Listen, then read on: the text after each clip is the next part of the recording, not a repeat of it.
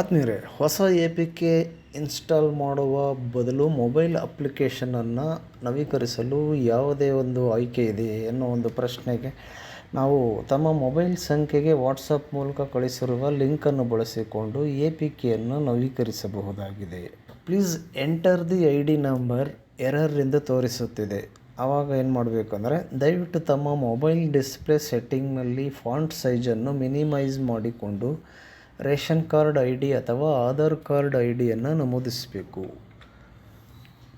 ಅನಂತರ ಇನ್ನೊಂದು ಇಶ್ಯೂ ಏನಿರುತ್ತೆ ಅಂದರೆ, ಆಧಾರ್ KYC ಸಂದರ್ಭದಲ್ಲಿ ರಿಕ್ವೆಸ್ಟ್ ಟೈಮ್ ಔಟ್ ಎನ್ನುವ ಎರರ್ ತೋರಿಸುತ್ತಿದೆ. ಅದಕ್ಕೆ ಪರಿಹಾರ, ನಿಮ್ಮ ಮೊಬೈಲ್ ನೆಟ್ವರ್ಕ್ ಪ್ರದೇಶದ ಒಳಗೆ ಇದೆ ಎಂದು ಖಾತರಿಪಡಿಸಿಕೊಳ್ಳಿ. ಈ KYC ಪ್ರಕ್ರಿಯೆಯನ್ನು ಪೂರ್ಣಗೊಳಿಸಲು 90 ಸೆಕೆಂಡ್ಗಳ ಒಳಗೆ ಆಧಾರ್ OTPಯನ್ನು ನಮೂದಿಸಬೇಕು. ಈ KYCಯನ್ನು ಮುಖ ಗುರುತಿಸುವಿಕೆಯನ್ನು ಫೇಶಿಯಲ್ ಕ್ಯಾಪ್ಚರ್ ಬಳಸಿಕೊಂಡು ಪರಿಶೀಲಿಸಬಹುದು. ಇದು ತ್ವರಿತವಾದಂತಹ ದೃಢೀಕರಣವನ್ನು ಒದಗಿಸುತ್ತದೆ. ಅನಂತರ ಮತ್ತೊಂದು ಇಶ್ಯೂ ಏನಂದರೆ, ಲಾಗಿನ್ ಸಮಯದಲ್ಲಿ ರಿಕ್ವೆಸ್ಟ್ ಟೈಮ್ ಔಟ್ ಅಂತ ತೋರಿಸುತ್ತೆ. ಅವಾಗ ಏನು ಮಾಡಬೇಕು ಅಂತ ಅಂದರೆ, ಸಾಲ್ಯೂಷನ್ ಅದಕ್ಕೆ, ದಯವಿಟ್ಟು ಕೆಲ ಸಮಯದ ನಂತರ ಪುನಃ ಪ್ರಯತ್ನಿಸಿ. ಮತ್ತೆ ಟ್ರೈ ಮಾಡ್ತಾ ಹೋಗಬೇಕಾಗುತ್ತೆ. ಮತ್ತೆ ಒಂದು ಇಶ್ಯೂ, ಆಧಾರ್ ಹೆಸರನ್ನು ನಮೂದಿಸಿದಾಗ the entered name does not match the name retrieved from Aadhaar ಎಂಬ ಎರರ್ ಡಿಸ್ಪ್ಲೇ ಆಗುತ್ತಿದೆ. ಅದಕ್ಕೆ ಪರಿಹಾರ, ಸಾಲ್ಯೂಷನ್ ಏನಿದೆ ಅಂತ ಅಂದರೆ, ಆಧಾರ್ ಐ ಡಿ ಆಯ್ಕೆಯನ್ನು ಬಳಸಿಕೊಂಡು ಸಮೀಕ್ಷೆಯನ್ನು ಮುಂದುವರಿಸಲು ಬಳಕೆದಾರರು ಮೊದಲು ಆಧಾರ್ ಕಾರ್ಡ್ನಲ್ಲಿ ಕಂಡುಬರುವಂತೆಯೇ ತಮ್ಮ ಹೆಸರನ್ನು ಇಂಗ್ಲೀಷ್ನಲ್ಲಿ ನಮೂದಿಸಬೇಕು. ಅನಂತರ ಮತ್ತೊಂದು ಇಶ್ಯೂ ಏನಿದೆ ಅಂತ ನೋಡೋಣ. ಡಾಟಾ ಕ್ವಾಲಿಟಿ ಇಶ್ಯೂಸ್ ಎಂಬ ಎರರ್ ತೋರಿಸುತ್ತಿದೆಯಾ? ಹಾಗಾದರೆ ಸಾಲ್ಯೂಷನ್ ಏನಿದೆ? ಕುಟುಂಬ ಡೇಟಾಬೇಸ್ನಿಂದ ಪಡೆದ ವಯಸ್ಸು 100 ಮೀರಿದಾಗ ಸಮೀಕ್ಷೆದಾರರ ವಯಸ್ಸನ್ನು ಸರಿಪಡಿಸಿ ನಂತರ ಸಮೀಕ್ಷೆಯನ್ನು ಮುಂದುವರಿಸಬೇಕಾಗುತ್ತದೆ. ಅಲ್ಲಿ ಅಂದರೆ ಎಡಿಟ್ಗೆ ಅವಕಾಶ ಇರುತ್ತೆ ಸ್ಕ್ರೀನ್ನಲ್ಲಿ. ಅಲ್ಲಿ ಎಡಿಟ್ ಅನ್ನೋ ಆಪ್ಷನ್ ಒತ್ತಿ ನೀವು ಅವರ ಹುಟ್ಟಿದ ದಿನಾಂಕ ಮತ್ತು ತಿಂಗಳು, ಇಸವಿಯನ್ನು ಸರಿಯಾಗಿ ಆಯ್ಕೆ ಮಾಡಿ ಎಂಟ್ರ್ ಕೊಟ್ಟರೆ ಆವಾಗ ಅದು ಸರಿಯಾಗುತ್ತೆ. ಇದಕ್ಕೆ ಪರಿಹಾರ ಸಿಕ್ಕಾಗುತ್ತೆ. ಅನಂತರ ಮತ್ತೊಂದು ಇಶ್ಯೂ ಏನಿದೆ ಅಂತ ಅಂದರೆ, the entered name does not sufficiently match Aadhaar, please very and try again ಎಂಬ ಎರರ್ ತೋರಿಸುತ್ತಿದೆ. ಅದಕ್ಕೆ ಪರಿಹಾರ ಏನು? ದಯವಿಟ್ಟು ಆಧಾರ್ನಲ್ಲಿ ಇರುವಂತೆ ತಮ್ಮ ಹೆಸರನ್ನು ನಮೂದಿಸಿ. ಆಧಾರ್ ಕಾರ್ಡ್ನಲ್ಲಿ ಇರುವಂತೆ ಅಂದಾಗ ಕನ್ನಡದಲ್ಲಿ ಟೈಪ್ ಮಾಡೋದಕ್ಕೆ ಹೋಗ್ಬಿಡಿ. ಇಂಗ್ಲೀಷ್ನಲ್ಲಿ ಬಿಗ್ ಲೆಟ್ರ್ ಇದ್ದರೆ ಬಿಗ್ ಲೆಟ್ರ್ ಟೈಪ್ ಮಾಡಿ, ಸ್ಮಾಲ್ ಇತ್ತಂದರೆ ಸ್ಮಾಲೇ ಟೈಪ್ ಮಾಡಿ, ಒಳ್ಳೆಯದು. ನಂತರ ಸ್ಪೇಸ್ ಗ್ಯಾಪ್ ಇತ್ತಂದರೆ ಸ್ಪೇಸ್ ಕೊಡಿ. ಸ್ಪೇಸ್ ಆದಮೇಲೆ ಇನಿಷಿಯಲ್ ಬಿಗ್ ಲೆಟ್ರಲ್ಲಿದ್ದರೆ ಅದೇ ಕೊಡಿ. ಏನು ತೊಂದರೆ ಆಗಲ್ಲ ಆವಾಗ. ಆ ರೀತಿ ಮಾಡಿ. ಅನಂತರ ಮತ್ತೊಂದು ಇಶ್ಯೂ ಏನಾಗಿದೆ ಅಂತಂದರೆ, ಇಲ್ಲಿ ನೋಡಿ, ಸಬ್ಮಿಷನ್ ಫೇಲ್ಡ್ ಅಂತ ಬಂದಿದೆ. Okay, fails error, RC number is required and must be 11, 12 or 13 characters long ಅಂತ ಇದೆ. ಇಲ್ಲಿ ಇಶ್ಯೂ ಏನಂತ ಇದೆ ಅಂದಾಗ, ಸಬ್ಮಿಷನ್ ಫೇಲ್ಡ್ ಎಂಬ ಎರರ್ ತೋರಿಸುತ್ತಿದೆ. ನೀವು ನಮೂದಿಸಿರುವ ಒಂದು RC ನಂಬರ್ ಏನಿದೆ ಅದನ್ನು ಸರಿಯಾಗಿ ಪರಿಶೀಲಿಸಿಕೊಳ್ಳಿ. ಅಂದರೆ ಸ್ವಲ್ಪ ಹೆಚ್ಚು ಹೊಡೆದಿರ್ಬೋದು ನೀವು, ಅಥವಾ ಕಡಿಮೆ ಹೊಡೆದಿರ್ಬೋದು ನಂಬರನ್ನು. ಹಾಗಾಗಿ ಮತ್ತೊಂದು ಸಲ ಪರಿಶೀಲಿಸಿ ಅಲ್ಲಿ ಯಾವ ರೀತಿ ಇರುತ್ತೆ ಅದೇ ರೀತಿಯಾಗಿ ನೀವು ಟೈಪ್ ಮಾಡಿ, ಸಾಲ್ಯೂಷನ್ ಪರಿಹಾರ ಆಗುತ್ತೆ.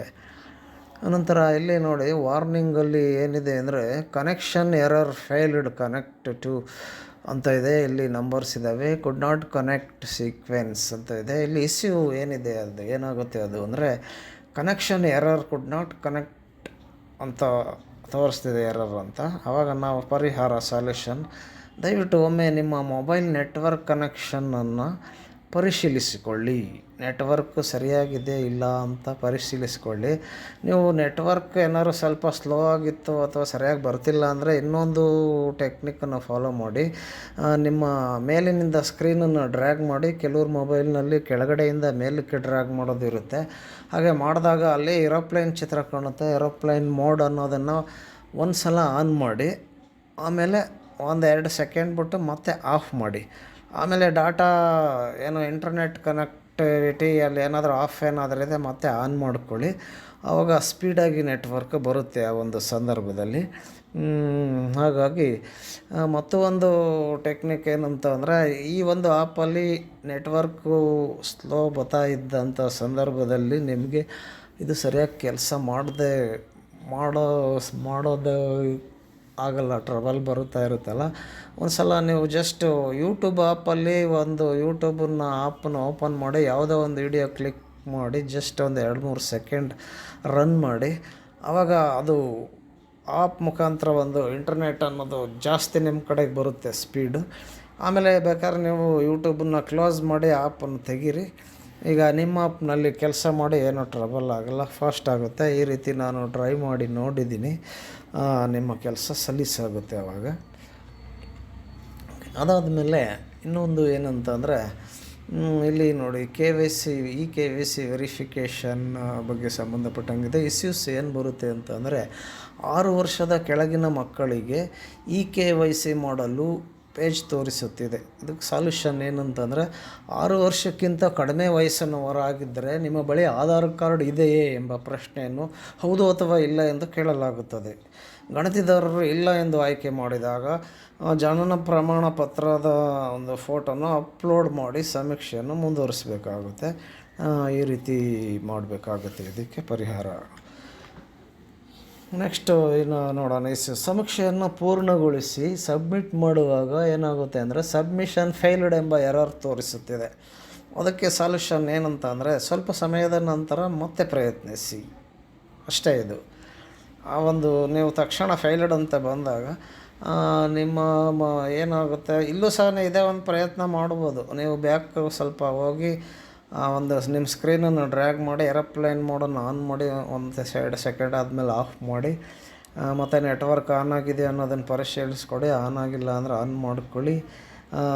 ಅದನ್ನು ಟ್ರೈ ಮಾಡಿ. ಹಾಗೂ ಆಗಲಿಲ್ಲ ಅಂದರೆ ನೀವು ಕುಳಿತಿರೋ ಜಾಗದಿಂದ ಒಂದು ಸ್ವಲ್ಪ ನಿಮ್ಮ ಮೊಬೈಲನ್ನು ಮೇಲಕ್ಕೆ ಎತ್ತಿ ಹಿಡಿಯೋದ್ರ ಮುಖಾಂತರವಾಗಿ ನೆಟ್ವರ್ಕ್ ಫೇಲ್ ಆಗೋದು ಸರಿಯಾಗುವಂಥ ಸಾಧ್ಯತೆ ಇದೆ.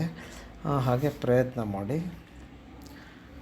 ನಂತರ ಇನ್ನು ಮುಂದಿನದು ನೋಡೋಣ. ಸ್ಟಾರ್ಟ್ ನ್ಯೂ ಸರ್ವೆ ಮೇಲೆ ಕ್ಲಿಕ್ ಮಾಡಿದಾಗ ಲೋಡಿಂಗ್ ಸರ್ಕಲ್ ಅಂತ ತೋರಿಸುತ್ತೆ. ಆವಾಗ ಏನಂತ ನೋಡೋಣ. ಸ್ಟಾರ್ಟ್ ನ್ಯೂ ಸರ್ವೆ ಅಂತ ಕ್ಲಿಕ್ ಮಾಡಿದಾಗ ಲೋಡಿಂಗ್ ಸರ್ಕಲ್ ತೋರಿಸಿದಾಗ ದಯವಿಟ್ಟೊಮ್ಮೆ ನಿಮ್ಮ ಮೊಬೈಲ್ ನೆಟ್ವರ್ಕ್ ಕನೆಕ್ಷನನ್ನು ಪರಿಶೀಲಿಸ್ಕೋಬೇಕು. ಅಷ್ಟನ್ನು ಮಾಡಿ ಇದು ಪರಿಹಾರ ಆಗುತ್ತೆ. ಆಮೇಲೆ ಇಲ್ಲಿ error surveyor not white listed ಅಂತ ಬಂದಿದೆ. ಮೊಬೈಲ್ ಸಂಖ್ಯೆಯನ್ನು ನಮೂದಿಸಿದ ಅನಂತರ ಸರ್ವೇಯರು ನಾಟ್ ಫೌಂಡು. ಮೊಬೈಲ್ ಸಂಖ್ಯೆ ನಮೂದಿಸಿದ ಮೇಲೆ ಸರ್ವೆ ನಾಟ್ ಫೌಂಡ್ ಅಂತ ಬಂದಾಗ ಕ್ರಿಯೇಟ್ ಯೂಸರ್ ಫಸ್ಟ್ ಎಂಬ ಎರರ್ ತೋರಿಸಿದೆ. ಅಂದರೆ ನಿಮ್ಮ ಮೊಬೈಲ್ ಸಂಖ್ಯೆಯು ವೈಟ್ ಲಿಸ್ಟ್ ಆಗಿದೆ ಇಲ್ಲವೆಂದು ಪರಿಶೀಲಿಸಿಕೊಳ್ಳಲು ನಿಮ್ಮ ತಹಸೀಲ್ದಾರರನ್ನು ಸಂಪರ್ಕಿಸಿ. ಈಗಾಗಲೇ ನಿಮಗೆ ಏನು ಒಂದು ಸ್ಪ್ರೆಡ್ಶೀಟು, ಎಕ್ಸೆಲ್ ಸ್ಪ್ರೆಡ್ಶೀಟ್ನಲ್ಲಿ ನಿಮ್ಮ ಮೊಬೈಲ್ ನಂಬರ್ಗೆ ಏನು ಪಾಸ್ವರ್ಡು, ಪಿನ್ ನಂಬರ್ ಅಂತ 4 ಅಂಕೆ ಇರ್ಬೋದು, ಅದನ್ನು ಕಳಿಸ್ಕೊಟ್ಟಿರ್ತಾರೆ. ಅದನ್ನು ನೋಡ್ಕೊಳ್ಳಿ. PDF-ಅಲ್ಲೂ ಸಹ ಈಗಾಗಲೇ ಕೊಟ್ಟಿದ್ದಾರೆ ಇಲಾಖೆಯಿಂದ. ಅದನ್ನು ನೀವು ಒಂದು ಸಲ ಅದನ್ನು ನಂಬರು ಅದನ್ನೇ ಯೂಸ್ ಮಾಡ್ಕೋಬೋದು. ಪ್ರತಿದಿನ ಬೆಳಿಗ್ಗೆ ಲಾಗಿನ್ ಆಗಬೇಕಾಗುತ್ತೆ. ಒಂದು ಸಲ ಅವಕಾಶ ಇರುತ್ತೆ. ಒಂದು ಸಲ ಲಾಗಿನ್ ಆದರೆ ಆಯಿತು. ಅವತ್ತು ದಿನಪೂರ್ತಿ ನೀವು ಮತ್ತೆ ಲಾಗಿನ್ ಆಗೋ ಹಾಗಿಲ್ಲ. ಅದನ್ನು ನೆನ್ಪಿಟ್ಕೊಂಡಿರಿ. ಮತ್ತು ಇವಾಗ ಹೊಸದಾಗಿ ನೀವು ಆ ಥರ MPIN ಮರ್ತ್ಕೊಂಡ್ರೆ, ಮಿಸ್ ಮಾಡ್ಕೊಂಡ್ರಿ ಅಂತ ಅಂದರೆ, ವಾಟ್ಸಪ್ಪನ್ನು ಒಂದು ಚಾಟ್ ಬಾಟ್ ಒಂದು ತಂತ್ರದ ಮುಖಾಂತರವಾಗಿ ಹೇಗೆ ತಗೋಬೇಕು, ಒಂದು ಲಿಂಕನ್ನು ಒತ್ತಿ ಹಾಯ್ ಅನ್ನೋದನ್ನು ಅಲ್ಲಿ ನೀವು ಹಾಯ್ ಅಂತ ಒಂದು ಮೆಸೇಜ್ ಮಾಡೋದ್ರ ಮುಖಾಂತರವಾಗಿ ನಿಮಗೆ ಏನೋ ಮತ್ತೆ ಬೇಕಾದ್ರೆ ಇನ್ನೊಂದು MPIN-ಅನ್ನು ಅಂದರೆ ಪಾಸ್ವರ್ಡು ನಂಬರು ಸಹ ಬರುತ್ತೆ. ಅದ್ರ ಮುಖಾಂತರವಾಗಿ ನೀವು ಏನೋ ಲಾಗಿನ್ ಆಗಿ ಮತ್ತೆ ಲಾಗೌಟ್ ಆಗಿ ಅಥವಾ ಲಾಗಿನ್ ಆಗಿ ಯಾವಾಗ ಬೇಕಾದರೂ ಏನು ತೊಂದರೆ ಇಲ್ಲ, ನಿಮ್ಮ ಕೆಲಸವನ್ನು ಮುಂದುವರಿಸ್ಬೇಕಾಗತ್ತೆ. ಬೇಕಾದರೆ ನಿಮಗೆ ಅದು ಲಿಂಕನ್ನು ನಾನು ಈ ವಿಡಿಯೋ ಕೆಳಗಡೆ ಕೊಟ್ಟಿರ್ತೀನಿ. ಏನು ನಿಮ್ಮ ಒಂದು ಮೊಬೈಲ್ ರಿಜಿಸ್ಟರ್ ಆಗಿರೋ ಮೊಬೈಲ್ ನಂಬರ್ಗೆ MPIN-ಅನ್ನು ಹೇಗೆ ನೀವು ವಾಟ್ಸಪ್ ಮುಖಾಂತರ ಪಡೆಯಬಹುದಾಗಿದೆ. ಆ ಒಂದು ಲಿಂಕ್ ಕೊಟ್ಟಿರ್ತೀನಿ. ಅದನ್ನು ಟ್ರೈ ಮಾಡಿ. ಅದು ಪರಿಹಾರ ಆಗಲಿಲ್ಲ ಅಂದರೆ ಹೆಚ್ಚಿನ ಮಾಹಿತಿಗೆ ನಿಮ್ಮ ವೃತ್ತದ ಮೇಲ್ವಿಚಾರಕರನ್ನು ಸಂಪರ್ಕ ಮಾಡಿ. ಅನಂತರ ಮಾಹಿತಿ ನೀಡುವ ಸದಸ್ಯರ ಮೊಬೈಲ್ ಸಂಖ್ಯೆಯನ್ನು ನಮೂದಿಸಿದಾಗ ಫೇಲ್ ಟು ಸೆಂಡ್ OTP ಎಂಬ ಎರರನ್ನು ತೋರಿಸುತ್ತೆ. ಆವಾಗ ಏನು ಮಾಡಬೇಕು ಅಂತ ಅಂದಾಗ recent O T P button ಮೇಲೆ ಕ್ಲಿಕ್ ಮಾಡಿ ಹಾಗೂ ಒ ಟಿ ಪಿ ಬರುವವರೆಗೂ ನಿರೀಕ್ಷಿಸಿ ಹಾಗೂ ಮೊಬೈಲ್ ನೆಟ್ವರ್ಕನ್ನು ಒಮ್ಮೆ ಪರಿಶೀಲಿಸಿಕೊಳ್ಳಿ. ಇಲ್ಲಿ ಅದನ್ನೇ ಒ ಟಿ ಪಿ ಯಾಕೆ ಬರಲಿಲ್ಲ ಅಂದಾಗ ನೆಟ್ವರ್ಕ್ ಪ್ರಾಬ್ಲಮ್ಮು ಸಹ ಒಂದು ಕಾರಣ ಆಗುತ್ತೆ ಬಹು ಕಾರಣಗಳಲ್ಲಿ. ಹಾಗಾಗಿ ಮೊಬೈಲ್ ನೆಟ್ವರ್ಕನ್ನು ಒಂದು ಸಲ ಆಫ್ ಮಾಡಿ ಆನ್ ಮಾಡಿ ಅದನ್ನು ನೋಡಿ ಮತ್ತೆ ಟ್ರೈ ಮಾಡಿ. ಅಂದರೆ ರೀಸೆಂಟ್ ಒ ಟಿ ಪಿ ಮತ್ತೆ ಒ ಟಿ ಪಿ ಕಳಿಸಿ, ಅಂದರೆ ಮತ್ತೆ ಕಳಿಸಿಲ್ಲ ಅಂದ್ರೆ ಮತ್ತೆ ರೀಸೆಂಟ್ ಒ ಟಿ ಪಿ ಅಂತ ಟ್ರೈ ಮಾಡ್ತಾಯಿರಿ. ಒಂದು ಸಲ ಒಂದು 2-3 ಪ್ರಯತ್ನದಲ್ಲಿ ಒ ಟಿ ಪಿ ಬಂದೇ ಬರುತ್ತೆ. ಜಸ್ಟ್ ಒಂದು 2 ನಿಮಿಷದ ಕೆಲಸ ಅಷ್ಟೇ. ಅಷ್ಟರೊಳಗೆ ಒ ಟಿ ಪಿ ಸಿಗುತ್ತೆ ನಿಮಗೆ. ಅಕಸ್ಮಾತ್ ನೆಟ್ವರ್ಕ್ ಸರಿಯಾಗಿಲ್ಲದೆ ಲೇಟ್ ಆದರೆ, ನೆಟ್ವರ್ಕ್ ಯಾವಾಗಲೂ ಕಂಟಿನ್ಯೂಸ್ ಹೋಗಲ್ಲ, ಬರುತ್ತೆ. ಹೋಗಿದರೆ ಒಂಚೂರು ವೆಯ್ಟ್ ಮಾಡಿ ಮತ್ತೆ ಟ್ರೈ ಮಾಡಿದ್ರೆ ಆಯಿತು. ಈ ಸಮಸ್ಯೆಗೆ ಸಾಲ್ಯೂಷನ್ ಸಿಕ್ಕಾಗ ಆಗುತ್ತೆ. ಒಂದೊಂದರ ಮುಂದೆ ನೋಡೋಣ. ಇಲ್ಲಿ ವಾರ್ನಿಂಗ್ ಏನು ಕೊಟ್ಟಿದ್ದಾರೆ ಅಂದರೆ, duplicate local a survey for RC ಎಂದು ನಂಬರ್ ಇದೆ, already exists locally draft, please resume it from dashboard instead of creating a new one ಅಂತ ಇದೆ. ಇಲ್ಲಿ ಏನಾಗಿದೆ ಇಶ್ಯೂ ಅಂದರೆ, ರೇಷನ್ ಕಾರ್ಡ್ ನಂಬರನ್ನು ನಮೂದಿಸಿದಾಗ ಡೂಪ್ಲಿಕೇಟ್ ಲೋಕಲ್ ಎಂಬ ಎರರ್ ತೋರಿಸುತ್ತಿದೆ. ದಯವಿಟ್ಟು ಈಗಾಗಲೇ ಡ್ರಾಫ್ಟ್ನಲ್ಲಿರುವ ಅಪ್ಲಿಕೇಶನನ್ನು ಮುಂದುವರಿಸಿ. ಅಂದರೆ ನೀವು ಅದನ್ನು ಒಂದು ಸಲ ಯೂಸ್ ಮಾಡಿದ್ದೀರ, ಹಾಗಾಗಿ ಯೂಸ್ ಮಾಡಿರೋದ್ರಿಂದ ಡ್ರಾಫ್ಟ್ನಲ್ಲಿ ಬಂದಿರುತ್ತೆ. ಅದು ನೀವು ಮಿಸ್ಸಾಗಿ ಅದೇ ನಂಬರನ್ನು ಅಲ್ಲಿ ಎಂಟ್ರಿ ಮಾಡಿರ್ತೀರ. ಆ ಒಂದು ಸಂದರ್ಭದಲ್ಲಿ ಅದು ಡ್ರಾಫ್ಟ್ರಲ್ಲಿ ಇರೋದನ್ನೇ ನೀವು ಕ್ಲಿಯರ್ ಮಾಡಿಸಿ ಮುಂದುವರಿಬಹುದಾಗಿದೆ ಅಂತ ತೋರಿಸುತ್ತೆ. ಹಾಗಾಗಿ ನೀವೇನಿಲ್ಲ, ನಿಮ್ಮ ಡ್ರಾಫ್ಟ್ ಅಂತ ಇದೆ ನೋಡಿ, ಇದು ಸ್ಕ್ರೀನ್ ಏನು ನಿಮ್ಮ ಲಾಗಿನ್ನು ಫಸ್ಟ್ ಏಡ್ಗೆ ಪೇಜ್ ಬರುತ್ತಲ್ಲ, ಅಲ್ಲಿ ಡ್ರಾಫ್ಟ್ ಅಂತ ತೋರಿಸುತ್ತೆ. ಅದರ ಮೇಲೆ ಕ್ಲಿಕ್ ಮಾಡಿ. ನೀವು ಯಾವ ಕೆಲಸ ನಿಲ್ಲಿಸಿದ್ದೀರ, ಈಗಾಗಲೇ ಪೆಂಡಿಂಗ್ ಇರುತ್ತೆ ಏನೋ ಒಂದು, ಆ ಪೆಂಡಿಂಗ್ ಇರೋ ಕೆಲಸನ ನೀವು ಮುಗಿಸ್ಕೋಬಹುದಾಗಿದೆ. ಆಮೇಲೆ ಈಗ ಕೆಲವು ಸಲ ಏನಾಗುತ್ತೆ ಅಂತಂದರೆ, ಗ್ರಾಮ ಅಥವಾ ನಗರ ಸಿಟಿ ಸೆಲೆಕ್ಷನ್ ಮಾಡ್ಕೋಬೇಕಾದಂಥ ಸಂದರ್ಭದಲ್ಲಿ ಅದು ತೋರಿಸಲ್ಲ. ನಾವು ಮ್ಯಾನ್ಯುವಲ್ಲಾಗಿ ಟೈಪ್ ಮಾಡ್ತೀವಿ, ತೋರಿಸ್ತಾ ಇರಲ್ಲ.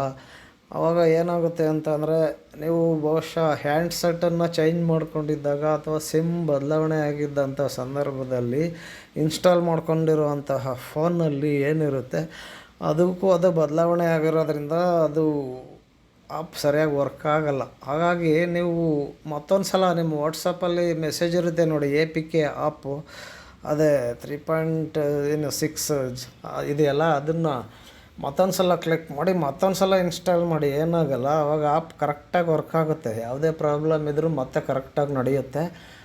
ಹಾಗೆ ಇನ್ನೊಂದು ಸಲ ಇನ್ಸ್ಟಾಲ್ ಮಾಡ್ಕೊಳ್ಳಿ. ಇನ್ಸ್ಟಾಲ್ ಆಗಿದ್ರೂ ಸಹ ಇನ್ನೊಂದು ಸಲ ಇನ್ಸ್ಟಾಲ್ ಮಾಡ್ಕೊಳ್ಳಿ, ಆವಾಗ ಮತ್ತೆ ಪ್ರಾಬ್ಲಮ್ ಏನೂ ಬರಲ್ಲ. ಮತ್ತು ನೋಡೋಣ ಮುಂದೆ. ಇಲ್ಲಿ warning, no data found for the given criteria ಅಂತ ಇದೆ. ಓಕೆ, ರೇಷನ್ ಕಾರ್ಡ್ ನಂಬರ್ ಹಾಕಿದ ಅನಂತರ no data found for the given criteria ಎಂಬ ಎರರನ್ನು ತೋರಿಸ್ತಾ ಇದೆ. ಅಂದರೆ ಏನು ಕಾರಣ, ಅದಕ್ಕೆ ಪರಿಹಾರ ಏನು, ನಮೂದಿಸಿರುವಂತಹ ಒಂದು ರೇಷನ್ ಕಾರ್ಡ್ ನಂಬರು ಸರಿಯಾಗಿದೆಯೇ ಇಲ್ಲವೇ ಅನ್ನೋದನ್ನು ಪರಿಶೀಲಿಸ್ಕೋಬೇಕು. ಯಾಕಂದರೆ ಹಳೆ ನಂಬರ್ ಇರುತ್ತೆ ಕೆಲವ್ರದ್ದು, ರೇಷನ್ ಕಾರ್ಡ್ ನಂಬರ್. ಅವರು ಹಳೆ ನಂಬರ್ ಇರೋ ರೇಷನ್ ಕಾರ್ಡ್ ಕೊಟ್ಟಿರ್ತಾರೆ, ಹೊಸ ನಂಬರ್ ಅಪ್ಡೇಟ್ ಆಗಿರೋದನ್ನು ಅವರು ಅಲ್ಲೇ ಬರೆದಿರ್ತಾರೆ. ಅವರು ಏನು ರೇಷನ್ ಕಾರ್ಡ್ ಕೊಡುವಂಥವ್ರ ಸಂಸ್ಥೆಯವರು ಅದನ್ನೆಲ್ಲ ಬರೆದಿರ್ತಾರೆ, ಅಥವಾ ಇನ್ನೊಂದೆಲ್ಲ ಇರುತ್ತೆ, ಜೆರಾಕ್ಸ್ ಬೇರೆ ಇರುತ್ತೆ, ಒರಿಜಿನಲ್ಲು. ಅವ್ರು ಮಿಸ್ಸಾಗಿ ಮನೆಯವ್ರು ಹಳೇದು ಕೊಟ್ಟದಾಗ ಅದು ಆಗಾಗೋ ಸಾಧ್ಯತೆ ಇರುತ್ತೆ, ಅಥವಾ ಇನ್ನೂ ಬೇರೆ ಕಾರಣ ಇರುತ್ತೆ. ಒಟ್ಟಿನಲ್ಲಿ ಸ್ಪೆಲ್ಲಿಂಗ್ ಆಗಲ್ಲ, ಅದು ಏನು ನಂಬರ್ ತಪ್ಪಾಗಿ ಹೊಡಿಬೇಡಿ, ಸರಿಯಾಗಿ ನಂಬರ್ ಎಂಟ್ರಿ ಮಾಡಿದಾಗ ಅದು ಸಹ ಸರಿಯಾಗೋ ಸಾಧ್ಯತೆ ಇರುತ್ತೆ. ಮುಂದೆ ನೋಡೋಣ. ಇಲ್ಲಿ ನೋಡಿ, ಇಲ್ಲಿ ಸ್ಕ್ರೀನ್ನಲ್ಲಿ ಏನಿದೆ ಇಶ್ಯೂ ನೋಡೋಣ ಏನಿದೆ ಅಂತ. ಗ್ರಾಮ, ಪಟ್ಟಣ, ನಗರ ಹೆಸರು ಸೆಲೆಕ್ಟ್ ಮಾಡಿದ ನಂತರ ಫೀಲ್ಡ್ ಈಸ್ ರಿಕ್ವೈರ್ಡ್ ಎಂಬ ಎರರ್ ತೋರಿಸುತ್ತಿದೆ. ಅದೇ ಈಗ ನಾನು ಹಿಂದೆ ಹೇಳಿದ್ನಲ್ಲ, ಅದು ಒಂದು ಇಲ್ಲಿ ಇದೆ ನೋಡಿ, ಇಲ್ಲಿ ಏನು ಕಾಣ್ತಾ ಇದೆ, ಗ್ರಾಮ, ಪಟ್ಟಣ, ನಗರ ಹೆಸರು, ನೇಮ್ ಆಫ್ ದಿ ವಿಲೇಜ್ ಇಲ್ಲಿ ಸೆಲೆಕ್ಟ್ ಆಗಿದೆ ಬೇಲೂರು ಅಂತ. ಸಂಕೇತ ಸಂಖ್ಯೆ ಅಂತ ಇದೆ. ಇದು ಏನಿಲ್ಲ, ಇದು ಆಟೋಮೆಟಿಕ್ಕಾಗಿ ಸೆಲೆಕ್ಟ್ ಆಗ್ತಾ ಇದೆ. ಇದು ಭಾಳಷ್ಟು ಜನಕ್ಕೆ ಈಗಾಗಲೇ ತಾಲೂಕಿನ ಹೆಸರು ಆಟೋ ಸೆಲೆಕ್ಟ್ ಆಗಿರುತ್ತೆ, ಮೇಲೆ ಸಂಕೇತನೂ ಆಗಿರುತ್ತೆ. ನೀವು ಏನು ಬೇಲೂರು ಆಗಲಿ ಅಥವಾ ಚನ್ನರಾಯಪಟ್ಟಣ ಆಗಲಿ ಇಲ್ಲಿ ಸೆಲೆಕ್ಟ್ ಮಾಡ್ಕೊಂಡಾಗ ಆಟೋಮೆಟಿಕ್ಕಾಗಿ ಸೆಲೆಕ್ಟ್ ಆಗ್ತಾ ಇದೆ. ಆ ರೀತಿ ಆಗೋ ಸಾಧ್ಯತೆ ಇಲ್ಲ. ಇದಕ್ಕೂ ಸಹ ನೀವೇನು ಮಾಡಬೇಕು ಅಂತ ಅಂದಾಗ, ಈ ಥರ ಆದಾಗ ಅದು ಪೇಜ್ ಹಾಗೇ ಇರಲಿ ಸೈಡ್ನಲ್ಲಿ, ಈ ಪೇಜನ್ನು ಕ್ಲೋಸ್ ಮಾಡಬೇಡಿ. ಮತ್ತು ನೀವು ವಾಟ್ಸಪ್ಪಿಗೆ ಬನ್ನಿ. ಎ ಪಿ ಕೆ ಆ್ಯಪು ಏನಿದೆ 3.06 ಅದನ್ನು ಮತ್ತೆ ಇನ್ಸ್ಟಾಲನ್ನು ಮಾಡಿ ಓಪನ್ ಮಾಡ್ಕೊಳ್ಳಿ. ಜಸ್ಟ್ 1 ನಿಮಿಷ 2 ನಿಮಿಷದಲ್ಲಿ ಆಗುತ್ತೆ. ಮತ್ತು ಅಲ್ಲಿಂದನೇ ಓಪನ್ ಆಗುತ್ತೆ. ಆವಾಗ ಲಾಗಿನ್ ಆಗಬೇಕಾಗೋ ಸಂದರ್ಭ ಬಂದರೆ ಲಾಗಿನ್ ಆಗಿ ಪಿನ್ ನಂಬರನ್ನು ಒತ್ತಿ ಅಥವಾ ಡೈರೆಕ್ಟಾಗೂ ಓಪನ್ ಆಗ್ಬೋದು. ಇದು ಸಮಸ್ಯೆ ಪರಿಹಾರ ಆಗೋಗುತ್ತೆ ನೋಡಿ. ಈ ಥರ ಬರಲ್ಲ ಇದು. ನೀವು ನಿಮ್ಮ ಜಿಲ್ಲೆ DPMನನ್ನು ಸಂಪರ್ಕಿಸೋ ಅವಶ್ಯಕತೆ ಇರಲ್ಲ. ಹಾಗೆ ಮಾಡಿ. ಮತ್ತು ಮುಂದಿನ ಒಂದು ಏನು ನೋಡೋಣ ಇಶ್ಯೂ. ಒಂದು ಮನೆಗೆ ಹಲವಾರು UHID ಸಂಖ್ಯೆಗಳು ಇದ್ದರೆ ಏನು ಮಾಡುವುದು? ಹೌದು, ಬಾಡಿಗೆ ಮನೆಗಳಲ್ಲಿ ಅಥವಾ 1-2-3 ಅಂತಸ್ತಿರೋ ಮನೆಗಳಲ್ಲಿ ಈ ರೀತಿ ಆಗೋ ಸಾಧ್ಯತೆ ಇರುತ್ತೆ. ಇಲ್ಲಿ ಸೊಲ್ಯೂಷನ್ ಪರಿಹಾರ ನೋಡೋಣ. ಒಂದೊಂದು UHID ಸಂಖ್ಯೆಯನ್ನು ಒಂದೊಂದು ಮನೆಗೆ ಬಳಕೆ ಮಾಡಿಕೊಂಡು ಸರ್ವೆಯನ್ನು ಮಾಡಬಹುದಾಗಿದೆ ಅಷ್ಟೆ. UHID ನಂಬರ್ ಏನಿದೆ ಅದು ಒಂದೊಂದು ಕ್ರಮವಾಗಿ ಒಂದೊಂದು ಮನೆಗೆ ಒಂದೊಂದನ್ನು ಹಾಕ್ಕೊಂಡು ಮಾಡಿ. ನಿಮ್ಮ ಸರ್ವೆ ಏನು ಅಲರ್ಟ್ ಆಗಿರುತ್ತೆ ನಿಮ್ಗೆ UHID ಅಲರ್ಟ್ ಆಗಿರೋದಕ್ಕೂ ಅದಕ್ಕೂ ಅಲ್ಲಿಗೆ ಕೌಂಟಿಂಗು ಸರಿಯಾಗುತ್ತೆ. ಇದೇನು ಪ್ರಾಬ್ಲಮ್ ಆಗಲ್ಲ. ಆನಂತರ ಏನು ನೋಡೋಣ.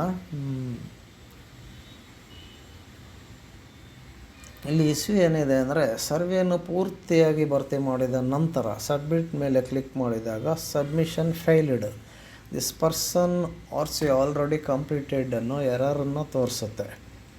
ಇಲ್ಲಿ ಏನಿದೆ ಅಂತ ನೋಡೋಣ. Person RC already completed. ಇಲ್ಲಿ ಸಾಲ್ಯೂಷನ್, ಈ ವ್ಯಕ್ತಿಯ ಸರ್ವೆ ಈಗಾಗಲೇ ಪೂರ್ಣಗೊಂಡಿರುತ್ತದೆ. ಈ ರೀತಿ ಇದು ಆಗಿರುತ್ತೆ ಅವ್ರದ್ದು ಸರ್ವೆ ಅಷ್ಟೇ, ಅದನ್ನೇನಿಲ್ಲ. ನೆಕ್ಸ್ಟ್ ಮುಂದೆ ನೋಡೋಣ. ಇಲ್ಲಿ ಎರರ್ ಅಂತ ಇದೆ ನೋಡಿ. OTP validation failed. OTP ವ್ಯಾಲಿಡೇಷನ್ನು ಫೇಲ್ಡ್ ಅಂತ ಇದೆ. ಲಾಗಿನ್ ಪೇಜ್ನಲ್ಲಿ 1 ಟೈಮ್ ಪಾಸ್ವರ್ಡ್ ನಮೂದಿಸಿದಾಗ ವ್ಯಾಲಿಡೇಷನ್ ಫೇಲ್ಡ್ ಎಂಬ ಎರರ್ ತೋರಿಸಿ. ದಯವಿಟ್ಟು ನಿಮ್ಮ ಮೊಬೈಲ್ ಸಂಖ್ಯೆಗೆ ಈಗಾಗಲೇ ಕಳಿಸಿಕೊಟ್ಟಿರೋ MPIN ಅನ್ನು ಸರಿಯಾಗಿ ನಮೂದಿಸಿ ಹಾಗೂ ಪರಿಶೀಲನೆ ಮಾಡ್ಕೋಬೇಕು ಅಷ್ಟೇ. ತಪ್ಪಾಗಿ ನಮೂದಿಸಿದಾಗ ಬರುತ್ತೆ. ಆ ಥರ ಮಾಡೋಕ್ಕೋಗ್ಬಿಡಿ. ನಾವಿಲ್ಲಿ ಸ್ವಲ್ಪ ಸರ್ಚ್ ಫೈಂಡ್ ಔಟ್ ಮಾಡ್ಕೋಬೇಕು. ನಾವು ಸರಿಯಾಗಿ ನಂಬರ್ ಒತ್ತಿದ್ದೀವ ಅನ್ನೋದನ್ನು ಮಾಡಿಕೊಂಡು ಅನಂತರ ನೀವು ಮುಂದಿನವರಿಗೆ ಸಲಹೆಯನ್ನು ಪಡೆಯಬಹುದಾಗಿದೆ. ಆಮೇಲೆ ಏನಿದೆ ಅಂತ ನೋಡೋಣ. ಇಶ್ಯೂ UHID ಪಟ್ಟಿಯಲ್ಲಿ ಯಾವುದೇ UHID ಸಂಖ್ಯೆಗಳು ಜನ್ರೇಟ್ ಆಗಿರುವುದಿಲ್ಲ. ದಯವಿಟ್ಟು ನೋ UHIDಯನ್ನು ಆಯ್ಕೆ ಮಾಡಿಕೊಂಡು ಜನ್ರೇಟ್ ಬಟನ್ ಮೇಲೆ ಕ್ಲಿಕ್ ಮಾಡಿ ಹೊಸ UHID ಸಂಖ್ಯೆ ಜನ್ರೇಟ್ ಆಗುತ್ತದೆ. ನಂತರ ಸರ್ವೆಯನ್ನು ಪ್ರಾರಂಭಿಸಬಹುದು. ಇಲ್ಲಿ UHID ಪಟ್ಟಿಯಲ್ಲಿ UHID ಜನ್ರೇಟ್ ಆಗೋದಿಲ್ಲ ಅಂತ ಅಂದಾಗ ಆ ರೀತಿ ಸಮಸ್ಯೆ ಈಚೆಗೇನು ಆಗ್ತಾಯಿಲ್ಲ. ಈಗ ಹೊಸ ವರ್ಷನ್ನಲ್ಲಿ ಒಂದು ಪಕ್ಷ ನಿಮ್ಗೆ ಅಲರ್ಟ್ ಆಗಿರುವಂತಹ ನಂಬರನ್ನು ಕೊನೆಯ 4 ಅಂಕೆ ನಂಬರ್ಗಳನ್ನು ಎಂಟ್ರಿ ಮಾಡಿದಾಗ ನಿಮ್ಗೆ ಅಲರ್ಟ್ ಆಗಿರೋ ನಂಬರ್ ಈಗ ಒಂದು 130 ಮನೆ ಇತ್ತಂದ್ರೆ 130 ಮನೆಯಲ್ಲಿ ಏನು ನಿಮ್ಗೆ ಲಿಸ್ಟ್ ಬಂದಿರುತ್ತೆ ನಿಮ್ಮ ಆ್ಯಪ್ನಲ್ಲೇ, ಅಲ್ಲಿ ಕೊನೆಯ 4 ಅಂಕೆ ಅಲ್ಲಿ ಬಾಗಿಲ ಮೇಲೆ ಬರೆದಿರೋದನ್ನು ನೋಡಿ ಒತ್ತಿದಾಗ ಮನೆ ನಿಮಗೆ ಸಂಬಂಧಪಟ್ಟಿದ್ರೆ ತೋರಿಸುತ್ತೆ ಪೂರ್ತಿಯಾಗಿ UHID ನಂಬರನ್ನ. ನೀವು ಅದನ್ನು ಸೆಲೆಕ್ಟ್ ಮಾಡಿಕೊಂಡು ಗಣತಿಯನ್ನು ಮುಂದುವರಿಸಬೇಕಾಗುತ್ತೆ. ಹಾಗೂ ಅಕಸ್ಮಾತ್ ನೀವು ಅಲ್ಲಿ ಬಾಗಿಲ ಮೇಲೆ ಬರೆದಿರೋದು ಸರಿಯಾಗಿ ಕಾಣಿಸ್ತಾ ಇಲ್ಲ, ಅದು ಗೊಂದಲ ಇದೆ, ಅದು ಏನು ಎಂಟ್ರಿ ಮಾಡೋಕ್ಕಾಗಲ್ಲ ಅಂದಾಗ ನಿಮ್ಮ ಮೇಲ್ವಿಚಾರಕರಿಂದ ಸಲಹೆಯನ್ನು ಪಡೆಯಬಹುದಾಗಿದೆ. ಯಾಕಂದ್ರೆ ನೀವು ಮಾಡ್ತಾ ಇರೋದು ಪಕ್ಕದ ಮನೆಯೇ ಅದಾಗಿರೋದ್ರಿಂದ ಅದು ನಿಮಗೆ ಸೇರಿರುತ್ತೆ ಬಹುಶಃ. ಹಾಗಾಗಿ ಅದನ್ನು ನಿಮ್ಮ ಮೇಲ್ವಿಚಾರಕರಿಗೆ ಹೊಸದಾಗಿ ಏನು ಜನ್ರೇಟ್ ಮಾಡ್ಕೊಂಡು ಒಂದು ಏನು ID ಮಾಡ್ಬೋದು ಅನ್ನೋ ಒಂದು ಇದರ ಮೇಲೆ ಮಾಡಬಹುದಾಗಿದೆ. ಅನಂತರ ಈಗ ಲಿಂಕ್ ಮೂಲಕ APKಯನ್ನು ಡೌನ್ಲೋಡ್ ಮಾಡುವ ಸಮಯದಲ್ಲಿ ಈ ಎರರ್ ಪೇಜು ಡಿಸ್ಪ್ಲೇ ಆಗುತ್ತಿದೆ. ದಯವಿಟ್ಟು ತಮ್ಮ ಜಿಲ್ಲೆಯ DPM ಅವರನ್ನು ಸಂಪರ್ಕಿಸಬೇಕು. ಹೊಸ ಅಥವಾ ಅಪ್ಡೇಟ್ APK ಲಿಂಕನ್ನು ಸ್ವೀಕರಿಸಿ. ಲಿಂಕ್ ಮೂಲಕ APKಯನ್ನು ಡೌನ್ಲೋಡ್ ಮಾಡುವ ಸಮಯದಲ್ಲಿ ಎರರ್ ಪೇಜ್ ಡಿಸ್ಪ್ಲೇ ಆಗುತ್ತಿದೆ. ಈಗ ಈ APK ಆ್ಯಪ್ಗಳು ಇದು ಏನು ಸರ್ವೆ ಆ್ಯಪು ಕೂತ್ಕೋಬೇಕು ಅಂತ ಅಂದಾಗ ನಿಮಗೀಗಾಗಲೇ ಹೇಳಿದರು, ಒಂದು ಸಲ ಆಂಡ್ರಾಯ್ಡ್ ವರ್ಷನ್ನು 7 ಇರಬೇಕು ಅಂತ ಹೇಳಿದರು. ಮತ್ತು ಕೆಲವರು 7ಗಿಂತ 8 8ರ ಮೇಲ್ಪಟ್ಟಿರಬೇಕು ಅಂತ ಹೇಳಿದರು. ಈಗ ಆಂಡ್ರಾಯ್ಡ್ ವರ್ಷನ್ 7, 8 ಅನ್ನೋದೆಲ್ಲ ಸುಮಾರು 4, 5, 10 ವರ್ಷದ ಹಿಂದಿನ ಫೋನ್ಗಳು. ಆಂಡ್ರಾಯ್ಡ್ ವರ್ಷನ್ ಕಡಿಮೆ ಇರ್ತವೆ, 5, 6, 7 ಎಲ್ಲ. ಇತ್ತೀಚೆಗೆ ಅದು ಸುಮಾರು ಆಂಡ್ರಾಯ್ಡ್ ವರ್ಷನ್ನು 14, 15 ಎಲ್ಲ ಬಂದಿದೆ. ಹಾಗಾಗಿ ನಿಮ್ಮದು ಹ್ಯಾಂಡ್ಸೆಟ್ಟು ಹಳೇದಾಗಿತ್ತು ಅಂತಂದರೆ ತುಂಬ ಟ್ರಬಲ್ ಕೊಡ್ತಾ ಇರುತ್ತೆ ಈ ಥರ ಪದೇ ಪದೇ ಆಗಿ. ಹಾಗಾಗಿ ಇತ್ತೀಚಿನ ವರ್ಷನ್ನು ಫೋನ್ ಇರೋರ್ದು ಯಾರ್ದಾರು ಇಸ್ಕೊಂಡು ವರ್ಕ್ ಮಾಡೋದು ಬೆಟ್ರ್. ತುಂಬ ಟ್ರಬಲ್ಸನ್ನು ಕೊಡ್ತಿತ್ತು. ಅದು APK ಆ್ಯಪು ಡೌನ್ಲೋಡ್ ಇನ್ಸ್ಟಾಲ್ ಆಗುತ್ತೆ, ಕೆಲವರಲ್ಲಿ ಇನ್ಸ್ಟಾಲ್ ಆದಮೇಲೆ ಟ್ರಬಲ್ ಕೊಡೋದಕ್ಕೆ ಶುರು ಮಾಡುತ್ತೆ. ಹಾಗೂ ಇರುತ್ತೆ. ಇದಕ್ಕೆ ಕಾರಣ ಏನಂದರೆ ನಿಮ್ಮದು ಹ್ಯಾಂಡ್ಸೆಟ್ಟು ಕಂಪ್ಯಾಟೇಬಲ್ ಆಗಿರಲ್ಲ ಇದು ವರ್ಕ್ ಮಾಡೋದಕ್ಕೆ. ಹಾಗಾಗಿ ಈಚೆಗೆ ಒಂದು 4-5 ವರ್ಷದ ಹಿಂದೆ ತೊಗೊಂಡಿರೋರು ಅದು ಫೋನ್ ಕನಿಷ್ಠ 10-12 ಸಾವಿರ ರೂಪಾಯಿ ಫೋನ್ ಆದ್ರೂ ವರ್ಕ್ ಆಗುತ್ತೆ, ಏನೂ ತೊಂದರೆ ಇಲ್ಲ. ಹಾಗಾಗಿ ಒಂದು ಸ್ವಲ್ಪ ಜಾಸ್ತಿದು ತೊಗೊಂಡ್ರೂ ಪರವಾಗಿಲ್ಲ, ಸಲೀಸಾಗಿ ವರ್ಕ್ ಆಗುತ್ತೆ. ಒಂದು 12-15 ಸಾವಿರ ರೂಪಾಯಿ ಫೋನಲ್ಲೂ ಸಹ ತುಂಬ ಚೆನ್ನಾಗಿ ಕೆಲಸ ಮಾಡ್ಕೊಂಡು ಹೋಗ್ಬೋದಾಗಿದೆ. ಹಾಗಾಗಿ ದಯವಿಟ್ಟು ಹಳೆ ಫೋನ್ ಇರೋವಂಥವ್ರು ಫೋನನ್ನ ತಮ್ಮ ಸ್ನೇಹಿತರಿಂದ ಇಸ್ಕೊಂಡು ಸಿಮ್ ಚೇಂಜ್ ಮಾಡ್ಕೊಂಡು ಮತ್ತು ನೀವು APK ಆ್ಯಪನ್ನು ತೊಗೊಂಡು ಇನ್ಸ್ಟಾಲ್ ಮಾಡ್ಕೊಂಡು ವರ್ಕ್ ಮಾಡ್ಬೋದು. ನೀವು ಈಗಾಗಲೇ 10-20 ಮನೆ ಮಾಡಿರ್ತೀರ ಅಂದರೆ ಏನು ತೊಂದರೆ ಇಲ್ಲ. ಡಾಟಾ ಬರುತ್ತೆ, ನಿಮ್ಮ ಲಾಗಿನಲ್ಲಿ ತೋರಿಸುತ್ತೆ. ನಿಮ್ಮ ಫೋನ್ ಹ್ಯಾಂಡ್ಸೆಟ್ ಎಕ್ಸ್ಚೇಂಜ್ ಆದ್ರೂ ಸಹ ಏನು ವರಿ ಮಾಡ್ಕೊಳ್ಳೋ ಆಗಿಲ್ಲ. ಈಗ ಕಳೆದೇ ಹೋಗ್ಬೋದು ಕೆಲವ್ರು ಫೋನು. ಅವಾಗ ಏನು ಮಾಡ್ತಾರೆ, ಅವ್ರು ರಿಜಿಸ್ಟರ್ ಮೊಬೈಲ್ ನಂಬರಿಂದ MPIN ಎಂಟ್ರಿ ಮಾಡ್ಕೊಂಡು ಲಾಗಿನ್ ಆಗಿ ಮಾಡ್ತಾರೆ. ಅವ್ರಿಗೆ ಹಿಂದೆ 50 ಮನೆ ಮಾಡಿದರು ಅಂದರೆ 51ನೇ ಮನೆಯಿಂದ ಕಂಟಿನ್ಯೂ ಮಾಡ್ಕೋಬೋದು ಅದರಲ್ಲೇ. ಆ ರೀತಿ ಏನೂ ತೊಂದರೆ ಆಗಲ್ಲ. ಇಲ್ಲಿ ಒಂದು ಹೆಲ್ಪ್ಲೈನ್ ನಂಬರ್ ಇದೆ ನೋಡಿ, ಅಲ್ಲಿ ಸಹಾಯವಾಣಿ ಮುಖಾಂತರವಾಗಿ ನೀವು ಮಾಹಿತಿಯನ್ನು ಪಡೆಯಬಹುದಾಗಿದೆ. ಇಲ್ಲಿ ವೆಬ್ಸೈಟ್ ಇದೆ ನಮ್ಮ ರಾಜ್ಯದ್ದು, ಈ ಒಂದು ಸಂಸ್ಥೆದು ಸೆಲ್ಫ್ ಡಿಕ್ಲರೇಷನ್ ವೆಬ್ಸೈಟ್ ಇದೆ. ಇಲ್ಲಿ ಹೋಗಿ ಕ್ಲಿಕ್ ಮಾಡಿ ನೀವು ಹೆಚ್ಚಿನ ಮಾಹಿತಿಯನ್ನು ತಿಳ್ಕೋಬಹುದಾಗಿದೆ. ಆನಂತರ ಈಗ ಸಮೀಕ್ಷೆದಾರರು ನಿಗದಿಪಡಿಸಿದ ಅವಧಿಯೊಳಗೆ ಸಮೀಕ್ಷೆಯನ್ನು ಮುಕ್ತಾಯಗೊಳಿಸಬೇಕು ಅಂತ ಇದೆ. ಈಗಾಗಲೇ ಸಮೀಕ್ಷೆ ಮುಕ್ತಾಯಗೊಳಿಸೋದಕ್ಕಾಗಿ ಸುಮಾರು ಈಗ ಅಕ್ಟೋಬರ್ 7ನೇ ತಾರೀಕು ಕೊನೆ ಆಗಿತ್ತು. ಈಗ ಬೆಂಗಳೂರಿನಂಥ ನಗರ ಪ್ರದೇಶಗಳಲ್ಲಿ ಸರ್ವೆ ಕೆಲಸ ಅಷ್ಟು ಸುಲಭವಾಗಿ ನಮ್ಮ ಒಂದು ಗ್ರಾಮೀಣ ಅಥವಾ ನಮ್ಮ ತಾಲೂಕು ಸ್ಥಳದಲ್ಲಿ ಆಗ್ತಾ ಇಲ್ಲದೇ ಇರೋ ಸಾಧ್ಯತೆಯಿಂದ ಈಗ ಶಾಲಾ ಅವಧಿಯನ್ನು ಬೆಳಿಗ್ಗೆ 7:30ಯಿಂದ ಮಧ್ಯಾಹ್ನ 1 ಗಂಟೆವರೆಗೂ ನಡೆಸಿ, 1 ಗಂಟೆ ಅನಂತರ ಸಂಜೆ 6 ಗಂಟೆವರೆಗೂ ಯಾರ್ದು ಉಳಿದಿದೆ ಶಿಕ್ಷಕರದು ಅವರೆಲ್ಲರೂ ಕೆಲಸ ಮಾಡಬೇಕಾಗುತ್ತೆ. ಅದು ಯಾವ್ಯಾವ ತಾಲೂಕು ಜಿಲ್ಲೆಗಳಲ್ಲಿ ಏನು ಸರ್ವೆ ಮಾಡೋಕ್ಕೆ ಇನ್ನೂ ಅವಕಾಶ ಬೇಕು ಟೈಮು ಅನ್ನೋರಿಗೆ ಈ ಒಂದು ನಿರ್ಧಾರನ ತಗೊಳ್ಳೋಕ್ಕೆ ಸರ್ಕಾರ ಚಿಂತನೆಯನ್ನು ನಡೆಸ್ತಾ ಇದೆ. ಹಾಗಾಗಿ ಆದರೂ ನಾವು 7ನೇ ತಾರೀಕಿನ ಒಳಗಡೆ ಮುಗಿಸೋದಕ್ಕೆ ಪ್ರಯತ್ನವನ್ನು ಮಾಡೋಣ. ಅದರ ಆಚೆಗೆ ಒಂದು 3-4 ದಿನದಲ್ಲಿ ಬಹುಶಃ ನಾವು ಎಲ್ಲರೂ ಮುಗಿಸ್ಬೋದು ಅಂತ ಅಂದ್ಕೊತೀನಿ. ಈಗಾಗಲೇ ಈ ಒಂದು ವಿಡಿಯೋ ಸುಮಾರು 20 ನಿಮಿಷಗಳ ಮೀರಿದಂಥ ವಿಡಿಯೋದಲ್ಲಿ ನಾನು ನಿಮ್ಮ ಮೊಬೈಲ್ನಲ್ಲಿ ಸಾಕಷ್ಟು ತಾಂತ್ರಿಕ ಸಮಸ್ಯೆಗಳಿಗೆಲ್ಲ ಕೆಲವೊಂದು ಐಡಿಯಾಗಳನ್ನು ಹೇಳಿದ್ದೀನಿ. ಈ PPTಲಿ ಇರೋದು ಅಷ್ಟೇ ಅಲ್ಲದೆ ನಾನು ಹೊಸದಾಗಿ ಕೆಲವೆಲ್ಲ ತಂತ್ರಾಂಶಗಳನ್ನು ಯಶಸ್ವಿಯಾಗಿ ಮಾಡೋದಕ್ಕೆ ಬಹುದಾದದನ್ನು ಹೇಳಿದ್ದೀನಿ. ಇದನ್ನು ಸಂಪೂರ್ಣವಾಗಿ ವಿಡಿಯೋನ ನೋಡಿ ಮತ್ತು ನಿಮ್ಮ ಸ್ನೇಹಿತರಿಗೂ ಹೆಚ್ಚೆಚ್ಚು ಶೇರ್ ಮಾಡಿ ಹಾಗೂ ಲೈಕ್ ಮಾಡಿ. ಧನ್ಯವಾದಗಳು. ಮತ್ತು ಇಂತಹ ವಿಡಿಯೋಗಳನ್ನು ನಾವು ಮಾಡಬೇಕು ಅಂತ ಅಂದರೆ ನೀವು ಈ ವಿಡಿಯೋನ ಹೆಚ್ಚು ಲೈಕ್ ಮಾಡಿ ಮರೆಯದೆ ಹಾಗೂ ಶೇರ್ ಮಾಡಿ. Thanks for watching.